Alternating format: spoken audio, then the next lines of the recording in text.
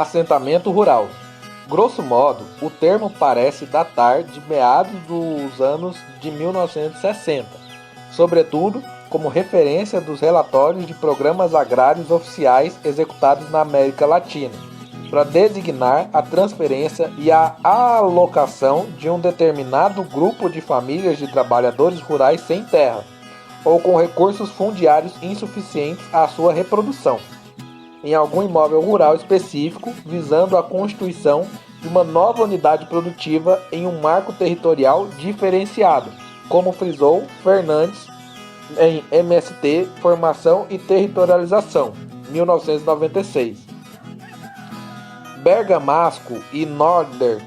no livro O que são assentamentos rurais, 1996, referem-se ao caso venezuelano da mesma época para indicar seu emprego nos programas de reforma e reestruturação fundiária.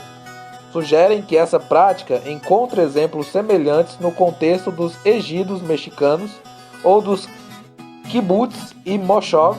israelense. No Brasil, tal definição esteve atrelada a uma atuação estatal direcionada ao controle e à delimitação do novo espaço criado e, por outro lado, as características dos processos de luta e conquista da terra encaminhados pelos trabalhadores rurais. No primeiro caso, a definição governamental dada ultimamente ao vocábulo tem mantido diferenças e semelhanças com outras situações afins, como a colonização dirigida e a regularização fundiária, e enfatizado a criação e a integração de novas pequenas propriedades rurais, atualmente compreendidas como parte do universo da agricultura familiar nacional ao processo produtivo, com base na desapropriação de terras ociosas ou ainda na aquisição de imóveis e fornecimento de crédito fundiário. Ainda que essa última prática não possa ser caracterizada necessariamente como um processo de reforma agrária, servindo muito mais ao modelo implementado pelo Banco Mundial em diferentes países, como África do Sul, Brasil e Colômbia, entre outros. No segundo caso, a designação parece estar muito mais associada à ideia de reforma agrária do que de colonização. Segundo Andrade e outros, em Coletivização, uma proposta para os camponeses, 1989, o termo tem carregado, historicamente, um confronto de projetos políticos opostos. Se, da perspectiva do Estado, a referência básica era o programa de colonização conduzido sob o esquema de segurança nacional, do prisma dos movimentos sociais e entidades de apoio à luta pela terra,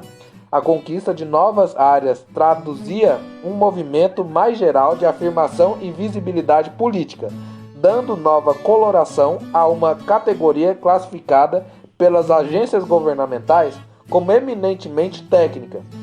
Apreender a dimensão exata do exposto anteriormente é uma tarefa um tanto quanto complicada.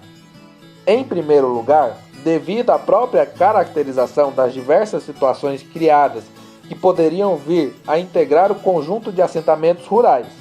Nesse sentido, parece-nos que, a despeito das peculiaridades dos distintos programas de intervenção pública que marcaram a implantação de projetos no campo e das formas diferenciadas de luta pela terra que pontuaram os vários movimentos, podemos conceituar como assentamentos as seguintes modalidades: projetos de reforma agrária oriundos da atuação governamental sob a vigência do Plano de Reforma Agrária, PNRA 1985 a 2002, reassentamentos derivados de realocações de população rural em função da construção de usinas hidrelétricas, especialmente durante os anos de 1980, projetos de colonização do Programa Oficial de Colonização, ocorrido sobretudo no período de 1970 a 85, projetos de valorização de terras públicas, frutos da ação de distintos governos, principalmente estaduais, na utilização de recursos fundiários políticos para fins de reforma agrária, prática em voga durante os anos 1980,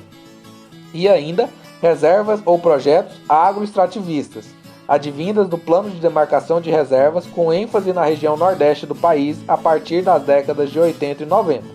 Assim, a diversidade de lutas e experiências que atestaram o movimento organizado de trabalhadores rurais e a prática de políticas públicas com diferenciações regionais significativas, podem, de certo modo, ser unificadas conceitualmente na terminologia proposta.